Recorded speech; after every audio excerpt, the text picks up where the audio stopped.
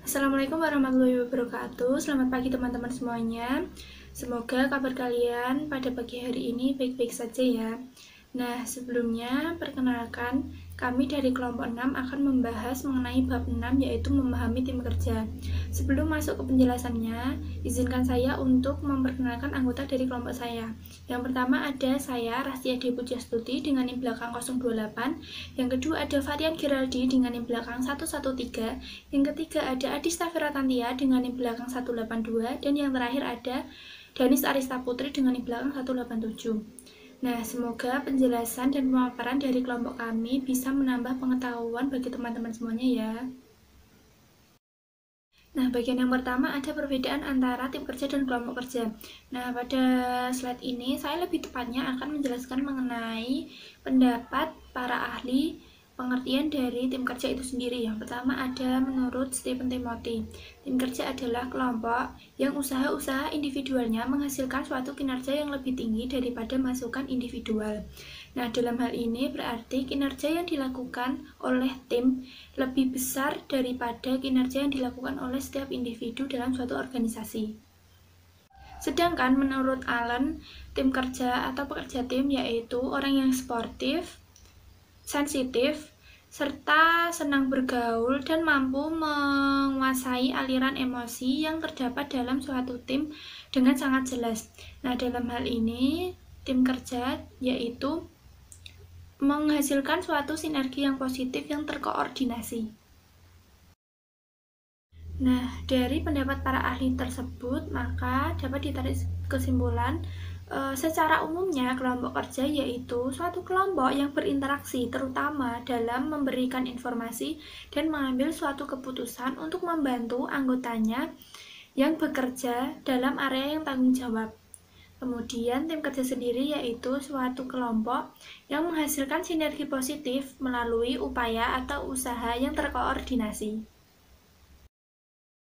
Kemudian perbedaan yang lainnya yaitu kelompok itu tidak sama dengan tim. Nah, mengapa kelompok tidak sama dengan tim? Karena kelompok didefinisikan sebagai dua individu atau lebih yang berinteraksi dan saling bergantung, kemudian secara bersama-sama untuk mencapai suatu sasaran. Kemudian yang kedua, mengapa kelompok tidak sama dengan tim, yaitu dalam kelompok terutamanya yaitu berinteraksi untuk memberikan informasi dan mengambil keputusan untuk membantu tiap anggotanya dalam area tanggung jawabnya masing-masing. Kemudian tim. Nah, tim sendiri memiliki 3 komponen. Yang pertama terdiri dari 2 orang atau lebih. Yang kedua, orang-orang dalam tim berinteraksi secara reguler.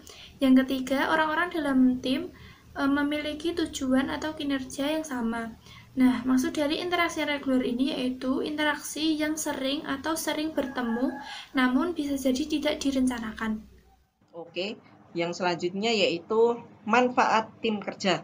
Nah, di sini ada beberapa manfaat yang diperoleh dari kerja tim. Yang pertama, pekerjaan menjadi lebih ringan karena dilakukan secara bersama-sama. Yang kedua, dapat menimbulkan semangat dalam bekerja dan kebersamaan karena saling memotivasi antar anggota. Yang ketiga yaitu lebih efektif dan efisien dibandingkan dikerjakan sendiri-sendiri. Yang keempat, kinerja organisasi lebih meningkat karena dikerjakan secara bersama-sama. Oke, yang selanjutnya yaitu tipe tim. Nah, di sini ada 5 tipe tim. Yang pertama yaitu tim pemecahan permasalahan atau problem solving. Nah, tim ini terdiri dari 5-12 karyawan yang tugasnya itu memecahkan masalah secara bersama-sama. Yang kedua yaitu tim kerja yang dikelola sendiri.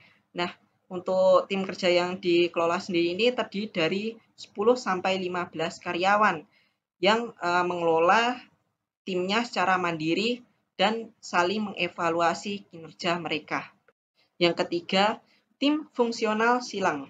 Nah, tim fungsional silang ini yaitu karyawan dengan level hierarki yang sama tetapi dengan area kerja yang berbeda, yang datang secara bersama-sama untuk mengerjakan suatu tugas secara bersama-sama. Oke, yang keempat yaitu tim virtual. Nah, tim virtual ini menggunakan teknologi komputer karena jarak antara anggota satu dengan anggota yang lain itu saling berjauhan dan tidak memungkinkan untuk tatap muka. Maka dari itu, mereka menggunakan teknologi komputer dengan cara mungkin video conference atau melalui email dalam mengerjakan suatu tugas secara bersama-sama. Gitu. Oke, yang selanjutnya yaitu sistem multi-team. Nah, sistem multi-team ini adalah gabungan dari 2 atau lebih tim. Gitu. Oke, yang selanjutnya akan dijelaskan oleh teman saya. Perkenalkan, nama saya Adista Vera Tantia, NIM saya 7211419182. Di sini saya akan melanjutkan presentasi mengenai tipe-tipe tim. Yang pertama adalah tipe pemecahan masalah. Tipe pemecahan masalah jarang memiliki otoritas untuk mengimplementasikan secara sepihak beberapa saran yang ada. Contohnya adalah Mary Real menciptakan tim pemecahan masalah untuk menemukan cara agar dapat mengurangi jumlah hari yang diperlukan untuk membuka pengelola dana baru. Tipe tim pemecahan masalah ini biasanya terdiri dari 5-12 karyawan dari departemen yang sama untuk bertemu selama beberapa jam setiap minggunya untuk membahas cara meningkatkan kualitas, efisien, dan lingkungan kerja. Yang kedua adalah tipe kerja yang dikelola sendiri. Tim kerja yang dikelola sendiri adalah kelompok para karyawan jumlahnya 10 hingga 15 mengerjakan yang sangat terkait dengan pekerjaan yang saling tergantung dan mengambil banyak tanggung jawab supervisor. Tugas-tugas ini adalah merencanakan, menjadwalkan, memberi tugas, dan mengambil keputusan operasional, mengambil tindakan atas permasalahan, serta bekerja dengan para pemasok konsumen. Yang ketiga adalah tim fungsional silang. Para karyawan berlevel hierarki yang kira-kira sama tetapi dari area kerja yang berbeda yang datang secara bersama-sama untuk menyelesaikan suatu tugas. Yang keempat adalah tim virtual yang menggunakan teknologi komputer untuk meningkatkan bersama-sama secara fisik yang para anggotanya tersebar agar mencapai tujuan utama. Yang kelima, yang terakhir adalah sistem multi-tim. Suatu pengumpulan 2 atau lebih tim yang saling bergabung yang berbagai tujuan dari atasan. Tim yang terdiri dari banyak tim. Untuk menciptakan tim-tim yang efektif harus ada konteks, komposisi, dan proses. Konteks, 4 faktor konteks yang secara signifikan sangat terkait dengan kerja tim sumber daya yang memadai, kepemimpinan yang efektif, iklim kepercayaan, serta evaluasi kinerja dan sistem pemberian imbalan yang mencerminkan kontribusi tim. Yang kedua adalah kompetisi tim, meliputi variabel-variabel yang terkait dengan bagaimana seharusnya tim menempatkan para staf. Yang pertama adalah kemampuan dari anggota, yang kedua adalah kepribadian, yang ketiga adalah mengalokasikan aturan, yang keempat adalah keberagaman, yang kelima adalah kebesaran tim, yang keenam adalah fleksibilitas anggota, yang ketujuh adalah pilihan anggota. Yang ketiga adalah kategori terakhir yang sangat terkait dengan efektivitas tim, meliputi variabel proses seperti komitmen anggota dari tujuan umum, menetapkan tujuan tim secara spesifik, keberhasilan tim, level konflik yang dikelola, dan meminimalkan kemalasan sosial. Selanjutnya yaitu pengubahan individu menjadi tim. Pada hal ini akan membahas tentang bagaimana mengubah individu menjadi pemain tim.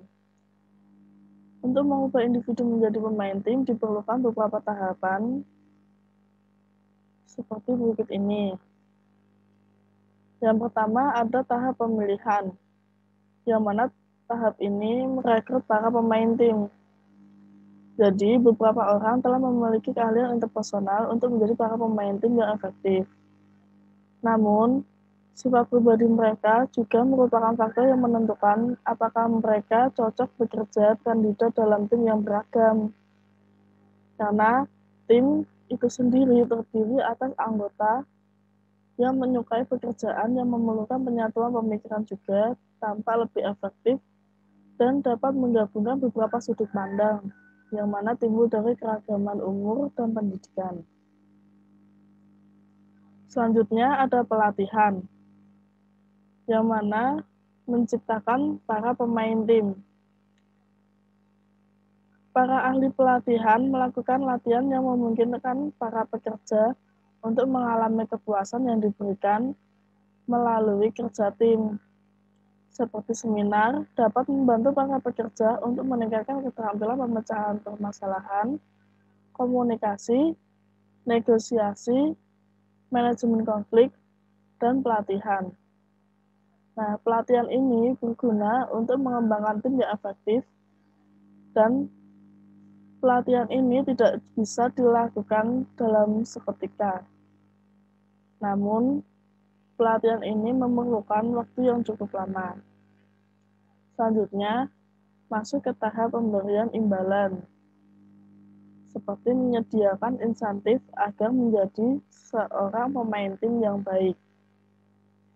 Maksudnya, pada sistem pemberian imbalan organisasi harus dikerjakan ulang untuk mendorong usaha bekerja sama dan bukannya saling berkompetisi seperti promosi, kenaikan gaji, dan bentuk penghargaan lainnya juga harus diberikan kepada para individu yang telah bekerja dengan efektif sebagai para anggota tim dengan melatih para kolega yang baru, berbagi informasi, membantu menyelesaikan konflik dalam tim, dan menguasai keterampilan baru yang dibutuhkan.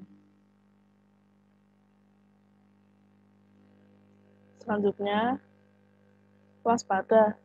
Tim tidak selalu merupakan jawaban.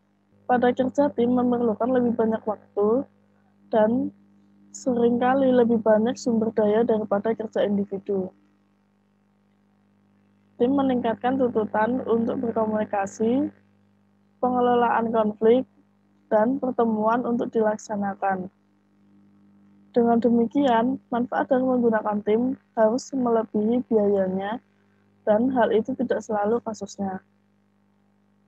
Jadi, sebelum mengimplementasikan sebuah tim, maka harus ada beberapa pertimbangan yang perlu diperhatikan. Namun, ada 3 tes yang dapat dilakukan untuk mengetahui apakah suatu tim sesuai dengan situasi yang ada. Seperti yang pertama, bisakah pekerjaan yang akan dilakukan memperoleh hasil yang lebih baik bila dikerjakan oleh satu orang? Yang kedua, apakah pekerjaan yang akan dilakukan menciptakan maksud dan serangkaian tujuan umum yang lebih baik dari sejumlah kelompok? Yang ketiga, apakah anggota kelompoknya saling bergantung? Jadi dalam lingkup ini tidak semua tim itu selalu merupakan jawaban. Dan juga apakah pekerjaan dapat menjadi lebih baik jika dilakukan dalam tim?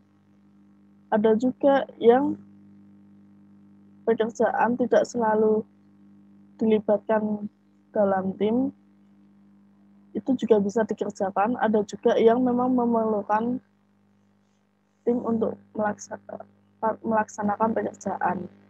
Baiklah teman-teman, cukup sekian penjelasan dari kelompok kami. Apabila ada yang kurang dan apabila ada kesalahan, mohon dimaafkan ya teman-teman. Kita semua masih belajar di sini dan insya Allah akan lebih baik lagi ke depannya. Terima kasih. Wassalamualaikum warahmatullahi wabarakatuh.